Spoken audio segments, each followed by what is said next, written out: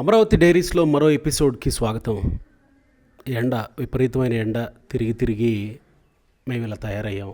కానీ అమరావతి రాజధాని అమరావతి, ప్రస్తుత రాజధాని అమరావతిలో రైతులు పడుతున్నటువంటి బాధలు, వాళ్ళ వ్యక్తిగత జీవితాలు, వాళ్ళ కుటుంబాలు ఎలా ఉన్నాయో ఒక్కసారి వాళ్ళ ఇళ్లలోకి, వాళ్ళ జీవితాల్లోకి వెళ్ళి చూసే క్రమంలో భాగంగా అమరావతి డైరీస్ పేరుతో తెలుగు వన్ చేపట్టిన ఈ కార్యక్రమంలో భాగంగా మరొక ఎపిసోడ్లో ఉన్నాం. ప్రియాంక గారు మనతో ఉన్నారు.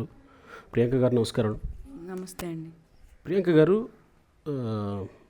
మిమ్మల్ని మేము కొన్ని ఇంటర్వ్యూస్ చేస్తూ ఉన్నప్పుడు మీ గురించి తెలుసుకున్నప్పుడు కూడా మీరు కూడా ఈ ఉద్యమ టైంలో చాలా సఫర్ అయ్యారని తెలుసుకున్నాం. ఫస్ట్ ఆఫ్ ఆల్ అసలు మీ నేపథ్యం గురించి తెలుసుకోవాలని నేను అనుకుంటున్నా. మీరు ఏం చదువుకున్నారు? నేను ఎంఏ ఎకనామిక్స్ చదువుకున్నానండి. ఇక్కడేనా? విజయవాడలో. ఓకే. సో అప్పుడంతా ఈ రాజధాని గోల ఇదంతా ఏం లేదు కదా.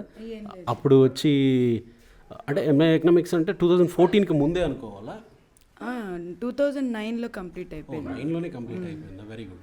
ప్రియాంక గారు, మీరు ఎడ్యుకేషన్ టైంలో 2009 మీరు కంప్లీట్ అయినారు. ఆ టైంలో అసలు ఈ ప్రాంతాలన్నీ ఎట్లుండేవి? అంటే నేను మిమ్మల్ని ఎందుకు అడుగుతున్నా అంటే, నేను ఇంతకుముందు ఎవరిని అడగలేదు ఈ ప్రశ్న. ఎందుకు అడుగుతున్నా అంటే, మీరు ఎడ్యుకేటెడ్ బాగా హైలీ. ఇంతకుముందు చేసిన వాళ్ళంతా ఏదో కొంత చదువుకొని వాళ్ళ ఫ్యామిలీస్లో బిజీ అయిన వాళ్ళతో మాట్లాడాను. మీరు ఎడ్యుకేటెడ్ లాగా అనిపిస్తున్నారు కాబట్టి, ఆఫ్కోర్స్ మీరు చదివారు కాబట్టి నేను అడుగుతున్నా. అంతకుముందు ఈ ప్రాంతం ఎట్లుండేది అసలు? చాలా పీస్ఫుల్గా ఉండేదండి. మాకు ఉన్న దాంట్లోనే వ్యవసాయం చేసుకునేవాళ్ళం. మా పంటల్లో, పొలాల్లో బంగారం పండేది నిజంగా. మాకు ఏ రోజు ఇక్కడ పంటలు పండక మేము నష్టపోయింది కానీ, ఈ సంవత్సరం ఈ పంటల్లో నష్టం వచ్చింది, అప్పులు పాలయ్యాం అనుకోవడానికి కూడా లేదు. మాకున్నంతలోనే మమ్మల్ని బాగా సిటీల్లో చదివించారు, ఇంగ్లీష్ మీడియాల్లో చదివించారు. అంత బాగా ఉండేది. చాలా ప్రశాంతంగా ఎకరం పొలం ఉన్నోళ్ళు దానికి తోడు ఇంకో 4-5 ఎకరాలు కౌలుకు తీసుకొని అలా వ్యవసాయం చేసి పిల్లల్ని బాగా చదివించుకునేవాళ్ళు. వాళ్ళకి తగ్గ సంబంధాలు చూసి పెళ్ళిళ్ళు చేశారు. నాకు అలాగే 2011లో మా పెళ్ళయింది. తర్వాత మా హస్బెండ్ది కూడా ఇక్కడే రాజధాని గ్రామాల్లో ఒకటైనా పెనుమాక. ఈ పోలీసు సైరన్లు, పోలీసు వెహికల్స్ తిరగడం, తర్వాత ఇంకెవరన్నా ఎమ్మెల్యేస్ వెహికల్స్ కానీ రెగ్యులర్గా తిరగడం ఎప్పుడన్నా గమనించారా ఇక్కడ? అంటే ఇప్పుడంటే సీఎం వెహికల్స్ కూడా వస్తున్నాయి. అప్పట్లో కనీసం ఎమ్మెల్యే వెహికల్ అన్నా తిరుగుతుండేదా పోలీస్ వెహికల్స్ ఇప్పుడు ఇక్కడ? లేదండి. ఎవరైనా అసలు ఒక పోలీస్ యూనిఫామ్ వేసుకొని ఒక కానిస్టేబుల్ కానీ ఎవరైనా కనిపించారంటే ఏం జరిగింది ఊర్లో అని ఒక వారం రోజులు దాని గురించి డిస్కస్ చేసుకునేవాళ్ళు. ఒక చోటుకు వచ్చేసి ఏమైంది, ఎందుకు వచ్చారు పోలీసులు ఊర్లోకి వచ్చారు ఏంటి అని అలా డిస్కస్. దానివల్ల పోలీసులు అనేది అసలు మా గ్రామాలకి టచ్ చేయలేదు. ఇక రాజకీయ నాయకులు అంటే ఇక్కడేం లేదు కాబట్టి అప్పుడు రాజధాని అంతగా తెలియదు ఎవరికి. అప్పట్లో ఎమ్మెల్యేలు ఇక్కడి నుంచి చేసేవాళ్ళు, తాడికొండ నుంచి మొత్తం టోటల్ అమరావతి ప్రాంతం అంతా తాడికొండ దీనిలో ఉంది కాబట్టి, అంటే అమరావతి వేరు, మనం పేరు పెట్టుకున్నది రాజధాని అమరావతి అని పేరు పెట్టుకున్నాం. సో తాడికొండ ఎమ్మెల్యే ఉండేవాళ్ళు కదా, వాళ్ళు కూడా మీ గ్రామంలో బహుశా ఇంతలా తిరిగి ఉండేవాళ్ళు కాదేమో. లేదు, అప్పుడు అంతే ఎలక్షన్ ముందు ఎలక్షన్ క్యాంపెయినింగ్కి లేదా నామినేషన్కి వెళ్ళేటప్పుడు ఒక చిన్న ర్యాలీ పెడుతుంటే అదేదో వింతలాగా విశేషంలాగా అందరం బయటకు వచ్చి ఆ ర్యాలీ వెళ్ళిపోయేంత వరకు అలా చూసేవాళ్ళం. ఏ పార్టీ వాళ్ళు వచ్చినా ప్రచారానికి వచ్చినా నామినేషన్కి ర్యాలీ లాగా వెళ్తున్నా అలా చూసేవాళ్ళం. ఆ ఎలక్షన్ నెల 2 నెలల హడావుడి తప్ప తర్వాత మళ్ళీ అంతా కూల్గా ఉండిపోయేది. ఒక్కసారిగా ఎప్పుడు మారిపోయింది ఇక్కడ? అంటే 2014 క్యాపిటల్ అనౌన్స్ చేయక ముందే మారిపోయిందా, చేసిన తర్వాత మారిపోయిందా ఇక్కడ పరిస్థితులన్నీ? మందడం అంటే ఎగ్జాక్ట్లీ ఇక కంప్లీట్గా మనకి ఫేస్ అన్నమాట అక్కడి నుంచి రావడానికి. మందడం అనేది ఒక రాజధానికి ఒక ఎంట్రీ గేట్ లాగా. ఎందుకంటే సచివాలయం వాకబుల్ డిస్టెన్స్లో ఉంది మందడం గ్రామానికి. 2014 క్యాపిటల్ ఇక్కడ వస్తుంది అని అనౌన్స్ చేసినప్పుడు నెమ్మదిగా కార్లు, అప్పటి వరకు ఆర్టీసీ బస్సులు, మాకు ఏవో కొంతమందికి కార్లు ఉండేవి మా మందడం విలేజ్లో.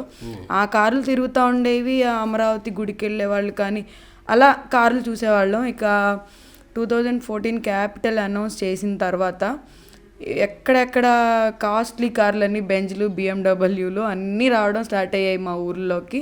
చంద్రబాబు నాయుడు గారు అప్పుడు సీఎం కాబట్టి ఆయన రెగ్యులర్గా ఇక వస్తూ ఉండేవాళ్ళు, ఇక్కడే ఉండేవాళ్ళు. తర్వాత రైతుల్ని కన్విన్స్ చేసే కార్యక్రమం అది వేరే సపరేట్ స్టోరీ అండి. ముందు మేము ఎవరు అంగీకరించలేం మా పొలాలు ఇవ్వడానికి. అంటే నేను వాళ్ళు రావడం మొదలు పెట్టిన దాని గురించి అంటున్నాను. అంటే క్యాపిటల్ అనౌన్స్ చేశాక ముందు బయట వాళ్ళు వచ్చారు. తర్వాత ఈ పొలాలు ఉండవు ఇక్కడ అని మా రిలేటివ్స్ కానీ అలా ఈ పొలాలు ఉండవు కదా, ఈ ఒకసారి ఫైనల్గా చూసుకుందాం అన్నట్లు చాలా అసలు మేము కూడా వెళ్ళి మా పొలాలను ఆఖరిసారి చూసాం పూలింగ్కి ఇచ్చేటప్పుడు. ఓ మై గాడ్, అంత ప్రేమ ఉండేది పొలాలు. ఇక్కడ మాకు ఇంకో సెంటిమెంట్ ఉండేదండి. మా ఫాదర్స్ మా ముత్తాతల వాళ్ళ ఇంట్లో కంటే పొలాల్లో ఎక్కువ టైం స్పెండ్ చేసేవాళ్ళు. నేను చనిపోయిన తర్వాత కూడా నన్ను ఆ పొలంలోనే నా అంత్యక్రియలు చేయండి అని అలా అడిగేవాళ్ళు వాళ్ళు చనిపోకముందే. అలాగే చాలా మంది పొలాల్లో అలా అంత్యక్రియలు జరిగినవి వాళ్ళ సమాధులు అవి కూడా అక్కడే కట్టేవాళ్ళం. మేము ఆ సెంటిమెంట్ని కూడా పక్కన పెట్టేసి ఈ రాష్ట్రం కోసం వాళ్ళు ఇక్కడ ఇంకొక మాట, అంటే మీరు ఇంత లోపలికి వెళ్ళి ఇంత కీలకమైన విషయాన్ని కూడా బయటికి తీసుకొచ్చారు కాబట్టి అడుగుతున్నా. బేసిక్గా ఎకరమో 2 ఎకరాల పొలాలు ఉన్న వాళ్ళు ముసలి వాళ్ళై చనిపోతే వాళ్ళ తనువు చాలించాక వాళ్ళ పొలాల్లో వాళ్ళని పెట్టి సమాధి చేస్తే చాలా గౌరవంగా ఫీల్ అయ్యేవాళ్ళు. శ్మశానంలో పెట్టడం అని అంటే, శ్మశానంలో తీసుకెళ్ళి అంత్యక్రియలు చేయడం అంటే అగౌరవంగా ఫీల్ అయ్యేవాళ్ళు అనమాట, అవమానంగా ఫీల్ అయ్యేవాళ్ళు. అరే వాడికి సెంటు భూమి కూడా లేదురా, కనీసం సమాధి కట్టుకోవడానికి ప్లేస్ కూడా లేదురా అని. సో వాళ్ళ పరిస్థితి ఏంటండి ఇప్పుడు? అదే ఇప్పుడు మా రాష్ట్రం ముఖ్యం. ఎప్పుడో చనిపోయిన వాళ్ళు అదేదో గతం అయిపోయింది. ఇక ముందున్నది భవిష్యత్తు. రాష్ట్రం భవిష్యత్తు బాగుండాలంటే మన పొలాలు కావాలి, మన తాతల సమాధులు, మన ముత్తాతల ఆత్మలు అనుకుంటా మనం కూర్చుంటే రాష్ట్రం ముందుకు వెళ్ళలేదు అని చెప్పి మేమందరం ఆలోచించుకొని ఇదంతా ఆలోచించి కొంత బాధతో అయినా సరే మేము మా పసుపు కుంకాల కింద కట్నాలు ఇచ్చిన పొలాలు మేము ఇక ఆ పొలాలు మాకు లేవు, మా తండ్రి మా తాతల నుంచి వచ్చిన వారసత్వం అది నాకు కట్నంగా ఇచ్చింది, నాకు లేకపోయినా పర్వాలేదు రాష్ట్రం బాగుపడుతుందని చెప్పి ఆ గర్వంతో అది అవి ఆనంద బాష్పాలో తెలియలేదు, బాధతో ఇచ్చామో తెలియలేదు. కానీ మేము సంతకాలు పెడుతుంటే కూడా ఆ పేపర్ల మీద కూడా మాకు కన్నీళ్ళు కారుతూనే ఇచ్చాము. ఆ అధికారులు కూడా చూసి చాలా ఫీల్ అయ్యారు. మరి వాళ్ళందరూ ఈరోజు ఎందుకు నోరు మెదపట్లేదో ఈ రాజధానిని ఇలా మొక్కలు చేస్తుంటే మా ఫీలింగ్స్ వాళ్ళకి ఆ రోజు కళ్ళారా చూసిన అధికారులు ఉన్నారు. వాళ్ళు ఈరోజు అందరూ ఏమైపోయారో కూడా మాకు అర్థం కావట్లేదండి. ఉన్నారా, ఒక్కళ్ళైనా ఉన్నారా ఇప్పుడు? అప్పట్లో ఉన్నారు. ఇప్పుడు రాజకీయ నాయకులు అంటే మారిపోతారు కానీ అధికారులు ఏమంటారు? వాళ్ళు ఏమంటారు? మీ బాధ మీ ఆవేదన చూసి వాళ్ళు ఏమంటారు ఇప్పుడు? అంటే అఫ్కోర్స్ డైరెక్ట్గా చెప్పకపోయినా కానీ కొంతమంది టచ్లో ఉంటుంటారు కదా మీ పెద్దవాళ్ళతో, వాళ్ళతో ఏంటి వాళ్ళ ఫీలింగ్ ఏంటి ఇప్పుడు? మాకు ప్రభుత్వం వైపు నుంచి ప్రెషర్ ఉందండి, మేమేం చేయలేము, వాళ్ళ ఆర్డర్స్ ప్రకారం మేము ఫాలో అవ్వడమే అంటున్నారు వాళ్ళు. కానీ మేము చాలా బాధతోనే ఇచ్చాము. కానీ అంత బాధని కూడా చాలా త్వరగా రికవరీ అయిపోయామండి. అప్పుడు మాజీ ముఖ్యమంత్రి చంద్రబాబు నాయుడు గారు చాలా ఫాస్ట్గా ఇంత ఫాస్ట్గా డెవలప్మెంట్ చూస్తామని మేము అనుకోలేదు. ఆ బాధను మర్చిపోయాం. మా పొలాలు పోయాయి, మా పొలాలు తీసేసుకున్నారు అనే బాధ మర్చిపోయి ఎక్కడెక్కడి నుంచో మా రాష్ట్రమే కాదు పక్క రాష్ట్రాల నుంచి కూడా వచ్చి మేము అందరినీ ఆహ్వానించాం. పక్క నుంచి వచ్చిన వాళ్ళని కూడా సచివాలయం ఉద్యోగులను అయితే హారతలు పట్టి రమ్మన్నాం మేము రాజధానిలోకి. వాళ్ళందరూ మేము ఇలా వస్తున్నాం, ఈరోజు ఛార్జ్ తీసుకుంటున్నాం, ఇక్కడ కావాలి అంటే మా ఇంట్లో మేము 4 గదుల్లో ఉండేవాళ్ళం, మేము 2 గదుల్లో అడ్జస్ట్ అయ్యి వాళ్ళకి ఇంకో 2 గదులు వాళ్ళకి మేము ఇచ్చాం. వాళ్ళు ఉండేది వారానికి 4 రోజులే, 3 రోజులు మళ్ళీ హైదరాబాద్ వెళ్ళిపోయేవాళ్ళు వితౌట్ రెంట్ తీసుకోకుండా. అండ్ కొంతమంది రెంట్ తీసుకున్నారండి, ఖాళీగా ఉన్న ఇళ్ళు అయితే రెంట్ ఇచ్చేశారు. ఇట్లా చిన్న రైతులు ఉన్నప్పుడు వాళ్ళకి ఇంకా వ్యవసాయం అది లేదు కదా, అలాంటి వాళ్ళు తీసుకున్నారు. కొంతమంది ఫ్రీగానే ఇచ్చారు. మీరు వేరే అకామిడేషన్ చూసుకునేంత వరకు ఇలా మాకు ఒక రూమ్లో ఉండండి మీరు, లేదా మీ ఫ్యామిలీని తీసుకొచ్చుకునేంత వరకు మీరు ఉండండి. చాలా మేము పాజిటివ్గానే స్పందించామండి. మేము ఎవరిని కూడా ఇది మా రాజధాని, మేము మాత్రమే ఉండాలి, మేము మాత్రమే లాభపడాలి అని మేము ఎవరిని అలా అడగలేదు. అందరినీ వచ్చి మీరు మా రాజధానికి రండి, ఇక్కడ కాలేజీలు కడుతున్నారు, పిల్లల్ని ఇక్కడ తీసుకొచ్చి జాయిన్ చేయండి, ఎక్కడెక్కడికో చెన్నై విట్ కాలేజ్ ఉంది, అక్కడ చెన్నై ఎందుకు పంపించాలి, ఇక్కడికి వచ్చి జాయిన్ చేసుకోండి అని. ఆ పిల్లలు వస్తుంటే, మా చుట్టాల పిల్లలు వస్తుంటే వాళ్ళందరికీ అమ్మ అంతా బాగుందా, మీరు ఇక్కడ ఉంటే మా ఇంట్లో ఉండి కూడా చదువుకోండి అని చెప్పి చుట్టాల పిల్లలకు కూడా మేము అంతగా ఆదరించామండి అందరినీ. రాజధానితో పాటుగా అందరినీ కలుపుకోవాలి, ఇది పీపుల్స్ క్యాపిటల్ అని ఏ రోజైతే అన్నారో ఆ పీపుల్స్ క్యాపిటల్నే మేము నిజంగా రియల్గా అలా చేయాలని చెప్పి మేము స్టేట్లో అందరినీ మేము కలుపుకున్నాం. సెక్రటేరియట్ ఎంప్లాయీస్ని కూడా హారతులు పట్టి ఆహ్వానించాం. మీరు చూసే ఉంటారు కూడా, అప్పుడు మీడియాలో అదంతా వచ్చింది. ఇంత సాఫీగా జరిగిపోతున్న క్రమంలో సరే డిసెంబర్ 17వ తేదీ 2019 సంవత్సరంలో జగన్మోహన్ రెడ్డి 3 రాజధానులు అవ్వచ్చేమో అని అసెంబ్లీలో ప్రకటన చేశారు. నిరసన తెలుపుకునే హక్కు, ఎందుకంటే రాజధాని ఆల్రెడీ ఇక్కడ ప్రకటించారు కాబట్టి మేము భూములు ఇచ్చి అన్యాయం అవుతున్నాం, రాజధాని ఇక్కడే ఉంచండి అని డిమాండ్ చేసే హక్కు, ఒకవేళ ప్రభుత్వం తీసుకెళ్తుంటే నిరసన చేసే హక్కు ప్రతి పౌరుడికి భారతదేశంలో ఉంది రాజ్యాంగం ప్రకారం. అయితే అమరావతి రైతులు అదే హక్కు ప్రకారం నిరసన చేస్తుంటే ఎందుకు అడుగడుగునా అడ్డంకులు ఎదురయ్యాయి అమరావతి రైతులకి? అది ఫస్ట్ మోసం చేసి ఆయన అధికారంలోకి వచ్చాడండి. వాళ్ళు ఇప్పుడు ఆ ఎమ్మెల్యే క్యాండిడేట్ కానీ ఆ ప్రచారానికి వచ్చినప్పుడు కూడా ఇప్పుడు ఉన్న ఎమ్మెల్యే ఉండవల్లి శ్రీదేవి గారు, మీకు 1400 గజాలు ఏం సరిపోతాయి, మీకు ఎకరానికి ఇచ్చి మీ దగ్గర ఎకరం తీసుకొని మీకు 1400 గజాలు ఇవ్వడం ఏంటి, ఇంకో 400 గజాలు ఎక్కువ ఇస్తాం మేము, మీకు కౌలు కూడా ఇచ్చే 20,000 25,000 మీకు ఎలా సరిపోతాయి, దాన్ని డబల్ చేస్తాము, భూమి లేని వాళ్ళకి ఇప్పుడు 2,000 ఇస్తున్నారు, అదేం సరిపోతుంది మీకు, మేము దాన్ని ఇంకా డబల్ చేస్తాం, ఇలాంటి అబద్ధాలు చెప్పి వాళ్ళు గెలిచారు. ఇప్పుడున్న ఎమ్మెల్యే కానివ్వండి, ఇంకా రాజధాని మారుస్తారని చెప్పి ప్రచారం చేస్తున్నారు. నేను మార్చను, ఇల్లు ఇక్కడే కట్టుకుంటున్నాను, ఎందుకంటే నేను అసెంబ్లీలో రాజధాని ఇక్కడే గుంటూరు విజయవాడ మధ్యలో ఉండాలి, కనీసం 50,000 ఎకరాలు కావాలి అని. ఇక్కడ మేము ఇచ్చిన 33,000 ఎకరాలతో పాటు దేవుడు మాన్యాలని, డొంకలని, చెరువులని ఇవన్నీ కలుపుకొని 54,000 ఎకరాలు ఉంది. జగన్మోహన్ రెడ్డి గారు చెప్పినట్టే 50,000 ఎకరాలు ఉంది. మరి ఆయన అప్పుడు ఏ ఉద్దేశంతో అన్నారో మాకు ఇప్పుడు అర్థమవుతుంది, కానీ అప్పుడు అర్థం కాలేదు. ఆయన కూడా ఒప్పుకున్నారు కదా అని చాలామంది ఆలోచించి చంద్రబాబు నాయుడు గారే ఇంత ఫాస్ట్గా కడితే ఆయన ఇంకా చిన్న వయసులో ఉన్నారు కదా, ఇంకెంత ఫాస్ట్గా డెవలప్ చేస్తారో చూద్దామని చెప్పి ఒక అవకాశం ఇచ్చాము. మీకు పర్సనల్గా ఎలాంటి ఎక్స్పీరియన్సెస్ ఎదురయ్యాయి ఉద్యమంలో? ఈ ఉద్యమంలో అసెంబ్లీ ముట్టడి అండి ఫస్ట్ స్టార్ట్ అయింది. అది ఆ అసెంబ్లీ ముట్టడికి వెళ్ళేటప్పుడు అలానే కుర్చీలు వేసుకొని ఈ గోడలు దూకేసి 4 ఇళ్ళు తర్వాత అప్పుడు పొలాలు వస్తాయి. ఆ పొలాల్లోంచి వెళ్ళిపోయి మాకు అసలు ఆ పొలాల ల్యాండ్ పూలింగ్కి ఇచ్చేటప్పుడు ఆ పొలంలోకి వెళ్ళి చూడటం కానీ ఆ పొలాల్లోకి వెళ్ళి నడవటం మాకు అలాంటిది ఏమీ అలవాట్లేదు. అలాంటిది ఆ పొలాల్లో ఎగుడు దిగుడుగా నడుచుకుంటూ వెళ్ళి కొండలు, అప్పుడు కన్స్ట్రక్షన్ స్టార్ట్ అయ్యాయి కదా, ఎగుడు దిగుడుగా నడుచుకుంటా వెళ్ళిపోయి దాదాపు అసెంబ్లీ ముందు వరకు వెళ్ళాం. ఆ తర్వాత చాలా పెద్ద పెద్ద ప్రోగ్రామ్స్ ఇలానే నిరసన కార్యక్రమాలు చేశాము. దాంట్లో జైల్ బరో అనే ఒక ప్రోగ్రాం, దళితుల్ని అరెస్ట్ చేసి వాళ్ళ మీదే SC ST అట్రాసిటీ కేసులు పెట్టేసి వాళ్ళకి బేడీలు వేసి గుంటూరు సబ్ జైల్లో పెట్టారు దళితుల్ని. ఎందుకంటే మేము మా ఊర్లోకి రావాలంటే ఆధార్ కార్డ్ చెక్ చేసేవాళ్ళు పోలీసులు. మేము హాస్పిటల్కి కానీ ఇంకెక్కడికైనా ఏదైనా పిల్లల ఏదైనా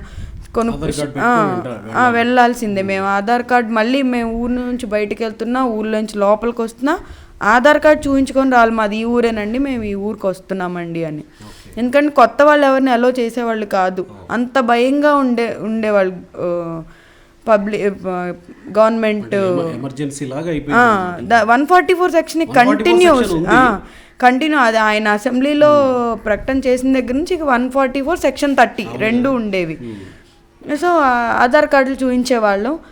3 రాజధానుల శిబిరం అని ఒకటి, 3 రాజధానులు కావాలి మాకు అని ఒక 100 మెంబర్స్తో ఒక శిబిరం రన్ చేపిస్తున్నారు. గవర్నమెంట్ తరపు వాళ్ళే, ఇక్కడ ఉన్న MP వాళ్ళు రన్ చేపిస్తున్నారు. మరి వాళ్ళని ఎలా అలో చేస్తున్నారు ఆధార్ కార్డులు తెప్పకు? ఇక్కడ ఉన్న వాళ్ళు ఎవరు వెళ్ళట్లేదు. ఇక్కడున్న వాళ్ళు కూడా ఈ 3 రాజధానులని చెప్పిన తర్వాత ఇక్కడున్న ఈ పీపుల్ ఎవరైతే ఉన్నారో పొలం ల్యాండ్లెస్ పీపుల్ వాళ్ళు కూడా ఎవరు వెళ్ళట్లా అక్కడికి. డబ్బులు ఇస్తాం మీకు రండి కూర్చోండి అన్నా కూడా మేము రావండి, మాకు అమరావతి కావాలి, మేము ఎందుకు మీకు మద్దతు ఇచ్చినట్టే. మాకు ఇక్కడ ఉన్న వాళ్ళు అందరూ కూడా ల్యాండ్లెస్ పీపుల్ కానీ SCలు STలు మైనారిటీలు అందరం కలిసే ఉద్యమం చేశాం. ఇక్కడ ఉన్న వాళ్ళు ఎవరు కూడా అమరావతికి వ్యతిరేకం కాదు. వాళ్ళు అలా బయట ఎక్కడి నుంచో తీసుకొచ్చేవాళ్ళు, అటు చిన్న కాకాని పెద్ద కాకాని అని అక్కడ అటువైపు గుంటూరు సైడ్ నుంచి తీసుకొచ్చేవాళ్ళు. వాళ్ళని ఒక వెహికల్స్ పెట్టేసి తీసుకొచ్చేవాళ్ళు. ఆ వెహికల్స్లో వాళ్ళు అక్కడి నుంచి వస్తున్నారని తెలుసుకొని ఆ కృష్ణాయపాలెం అనే గ్రామం దగ్గర వాళ్ళని ఆపారు. మీరు ఎందుకు వస్తున్నారు, ఎక్కడికి వస్తున్నారు, మీ ఆధార్ కార్డు చూపించండి. కృష్ణాయపాలెం దళిత రైతులే, దళితులే ఆపారు. కృష్ణాయపాలెం అనే ఊర్లో ఉన్న దళిత రైతులే వాళ్ళని ఆపారు. ఆపినందుకు మరి మాకు ఆధార్ కార్డులు చెక్ చేసినప్పుడు వాళ్ళకి చెక్ చేయాలి కదా. మీరు ఎక్కడి నుంచి వస్తున్నారు, మీ ఆధార్ కార్డులు చూపించమంటే ఆటో డ్రైవర్ పారిపోయాడు. అతనికి తెలుసు రోజు వీళ్ళని డబ్బులు ఇచ్చి తీసుకొస్తున్నామని తెలుసు కాబట్టి ప్రాబ్లం అయ్యేటట్టుందని ఆటో డ్రైవర్ పారిపోయాడు. పోలీసులు వచ్చిన తర్వాత మా దళిత రైతుల్ని, అమరావతి దళిత రైతుల్ని అరెస్ట్ చేశారు. తర్వాత వాళ్ళ మీద, దళితుల మీదే అట్రాసిటీ కేసు పెట్టారు. వాళ్ళు దళితులు అని తెలీదో లేదా అట్రాసిటీ కేసు అంటే స్ట్రాంగ్గా ఉంటుందని పెట్టేసి వాళ్ళని మంగళగిరి కోర్టు దగ్గర నుంచి గుంటూరు సబ్ జైలుకి తీసుకెళ్ళడానికి బేడీలు, ఇతని హ్యాండ్స్కి, ఇద్దరు హ్యాండ్స్కి కలిపి బేడీలు వేసి తీసుకెళ్లారు. అసలు బేడీలు వేసి తీసుకెళ్ళడానికి వాళ్ళు చేసింది ఏంటి? ఎవరో బయట నుంచి వాళ్ళ గ్రామాల్లోకి వస్తుంటే మీరు ఎక్కడి నుంచి వస్తున్నారని ఆపే అడిగారు. దానికి మాత్రానికే బేడీలు వేసి తీసుకెళ్తారా, ఈ 14 రోజులు రిమాండ్ వేసేస్తారా అని మేము జైలు దగ్గరికి వెళ్ళి నిరసన, జైలు బరో అనేది, లేదా మమ్మల్ని కూడా వాళ్ళని విడిచిపెట్టండి, లేదా మమ్మల్ని కూడా జైల్లో పెట్టేయండి, మమ్మల్ని కూడా జైల్లో పెట్టేయండి అని అందరం. అప్పుడు కూడా అలాగే మేము అందరం మాస్కులు పెట్టేసుకొని కొంచెం మేము యాక్టివ్గా ఉండేవాళ్ళం. పోలీసులకు కూడా నోటెడ్ అయిపోయాం. అయిపోయి మేమందరం దాక్కొని కారుల్లో మాస్కులు పెట్టేసుకొని చున్నీళ్ళు చీరలు ముసుగుల్లాగా పెట్టేసుకొని నాకు అలా తప్పించుకొని మొత్తానికి గుంటూరు జైల్ ముందు రోడ్డు వరకు వెళ్ళగలిగాం. ఇంకా అక్కడ జైల్ బరో ఇంటెలిజెన్స్ ఉంటారు కదా, వీళ్ళు ఇలా ప్లాన్ చేసుకున్నారని తెలిసిపోయింది. ఆ జైల్ బరో ప్రోగ్రామ్కి వెళ్ళడానికి అందరం ఒకేసారి జైల్ రోడ్లోకి ఎంటర్ అవబోతున్నాం పక్క రోడ్లోంచి. వెంటనే అందరూ వచ్చేసారు పోలీసులు. ఇక లేడీస్ లేదు, ఎవరూ లేరు. జెంట్స్ వచ్చేసి లేడీస్ని పట్టేసుకుంటున్నారు. అందరూ మిక్స్ అయిపోయారు. ముందు మా కన్వీనర్ గారిని తీసుకెళ్ళిపోతుంటే ఆయన్ని తీసుకెళ్ళొద్దు, సుధాకర్ గారిని తీసుకెళ్ళొద్దు అని చెప్పి మేము అందరం అడ్డంగా కూర్చున్నాం ఆయన ముందు. ఆయన్ని తీసుకెళ్ళాలంటే మమ్మల్ని అందరినీ లేపాలి. ఎలా అంటే అసలు జెంట్స్ కూడా ఇక్కడ గట్టిగా ఇలా నొక్కేసి పట్టేసుకొని మమ్మల్ని ఇలా ఈట్ చేసి రోడ్డు మీద బయటికి వచ్చిన వాళ్ళని వచ్చినట్టు 2 కాళ్ళు ఇటొక్క కాలు ఒకళ్ళు, ఇటొక్క కాలు ఒకళ్ళు, ఈ చేయొక్కళ్ళు, ఈ చేయొక్కళ్ళు, 4 పట్టేసుకున్నారు నన్ను. 4 పట్టుకుంటే ఈ డ్రెస్ కింద ఇలా ఉంటుంది కదా, ఆ డ్రెస్ కిందకి హ్యాంగ్ అవుతూ ఉంటే ఈ వెనక నుంచి వచ్చే వాళ్ళకి వాళ్ళ కాళ్ళు నా డ్రెస్ మీద పడుతున్నాయి. ఆ డ్రెస్ చినిగిపోతుంది, డ్రెస్ చినుగుతుంది. మీరు అరెస్ట్ చేస్తే నేనే వస్తాను, వద్దు నన్ను అలా బలవంతంగా తీసుకెళ్ళొద్దు అంటుంటే కూడా చాలా వాళ్ళకి కోఆర్డినేషన్ లేదు. ఇటు కాలు ఇట్లా లాగేస్తున్నాడు, ఇటు కాలు ఇట్లా లాగేస్తున్నాడు, ఈ వెనక్కున్న అమ్మాయిలు చేతులు అలా లాగేస్తున్నారు, అసలు ఇష్టం వచ్చినట్టు లాగేస్తున్నారు. ఇటనొకళ్ళు ఈ జీబు దగ్గరకనొకళ్ళు, ఆ జీబు దగ్గరకనొకళ్ళు. పక్కనే అరండల్పేట పోలీస్ స్టేషన్. నేను వస్తాను, నేను అన్నాను మాట ఎవరు పట్టించుకోవట్లేదు. నా డ్రెస్ చినుగుతుంది, వదలండి వదలండి అని చెప్తున్నా వినట్లేదు. అలా రోడ్డు మీద వాళ్ళు ఈడ్చుకొని అలా తీసుకెళ్ళిపోయారు. ఈడ్చుకొని జీబ్లో తోసేశారు, నెట్టేశారు అందరినీ అక్కడ ఉన్న వాళ్ళందరినీ. ఒక మా పిన్నిని అయితే చాలా, తను కొంచెం స్టౌట్గా ఉంటారు మా పిన్ని. ఒక 10 మంది కలిసి, ఆమెను కూడా అలాగే పక్కనే ఉంది కదా పోలీస్ స్టేషను, నాలాగే పోనీ ఎత్తి తీసుకెళ్ళినా బాగానే ఉంటుంది, స్టౌట్గా ఉంటుంది కాబట్టి 10 మంది కౌంట్ డౌన్ స్టార్ట్ చేసుకొని రెడీ 4 3 2 1 అని ఒకేసారి ఇలా లిఫ్ట్ చేసి, లారీ ఈ హైట్లో ఉంది, డీసీఎం పోలీసులు అలా కౌంట్ డౌన్ చెప్పుకొని ఒకేసారి అలా ఎత్తి పడేసేసారు లారీలో. ఆవిడ కాలు ఇక్కడ యాంకిల్ దగ్గర ఫ్రాక్చర్ అయిపోయింది. అమరావతి రైతులు ఇట్లా అంటున్నారు, పథకాలు ఆపేసి పప్పు బెల్లాలు పంచిపెట్టడం ఎందుకు, మాకు డెవలప్ చేయొచ్చు కదా అని. అంటే వాళ్ళే డెవలప్ అవ్వాలా, రాష్ట్రంలో మిగతా వాళ్ళు డెవలప్ అవ్వద్దని ఇలాంటివి కూడా వెళుతున్నాయి. కాబట్టి మీ క్లారిటీ కోసం మిమ్మల్ని అడిగా. గుడ్, క్లారిటీ మంచిగా ఇచ్చారు. సో ఫైనల్గా మీ హోప్ గురించి రాష్ట్ర ప్రజలకి ఏం చెప్తారు? మేము రాష్ట్ర ప్రజలకు అందరికి ఒకటే చెప్తున్నామండి. మేము అమరావతి రాకముందు ఎంత గొప్పగా గౌరవంగా బతికామో, ఈరోజు ఈ అమరావతి ఒక రకమైన సంక్షోభం అయితే కరోనా 2వ సంక్షోభం ఈ రాష్ట్రానికి. ఈ కరోనా వల్ల ఒక్కొక్క ఇంట్లో 2-3 కూడా కరోనా బారిన పడ్డారు. మా ఇంట్లోనే మా అత్తగారు, మామగారు, నేను, మా హస్బెండ్ 4 హాస్పిటల్ పాలైపోతే హాస్పిటల్లో 20 లక్షలు బిల్లు వేశారు 4కి కలిపి. ఆ 20 లక్షలు మేము ఎక్కడి నుంచి తెచ్చి కట్టాలో మాకు అర్థం కాలేదు. మా పొలాలన్నీ ల్యాండ్ పూలింగ్లో ఉండిపోయాయి. సంవత్సరానికి వచ్చేది ఇప్పుడు సంవత్సరానికి 5% పెంచి ఇప్పటికీ 50,000 అయింది కౌలు. సంవత్సరానికి 50,000 కౌలు. మాకున్నది 4 ఎకరాల పొలం, 2 లక్షలు వస్తుంది. మేము ఇప్పుడు 20 రోజులు హాస్పిటల్లో ఉంటే 20 లక్షలు బిల్లు వేశారు. మేము ఎక్కడి నుంచి తెచ్చి కట్టుకోవాలి? మా బంగారపు తాళ్ళు, గాజులు, నల్లపూసల గొలుసులతో సహా బ్యాంకులో పెట్టినా మాకు సరిపోలేదు. అలా కొన్ని వందల కుటుంబాలండి ఇలా ఈ అమరావతి గ్రామాల్లోనే డబ్బులు కట్టలేక ఒక ఇంట్లో 5-6 చనిపోయిన ఫ్యామిలీ అంతా చనిపోయిన కుటుంబాలు కూడా ఉన్నాయి కోవిడ్ టైంలో. మా మదర్ అయితే మేము ఎప్పుడు ఎంత ఇబ్బంది వచ్చినా అసలు పుస్తల తాడు కూడా ఇలా తాకట్టు పెట్టేయడం ఏంటి అని చాలా స్ట్రెస్ ఫీల్ అయ్యారు ఆవిడకి కరోనా రాలేదు.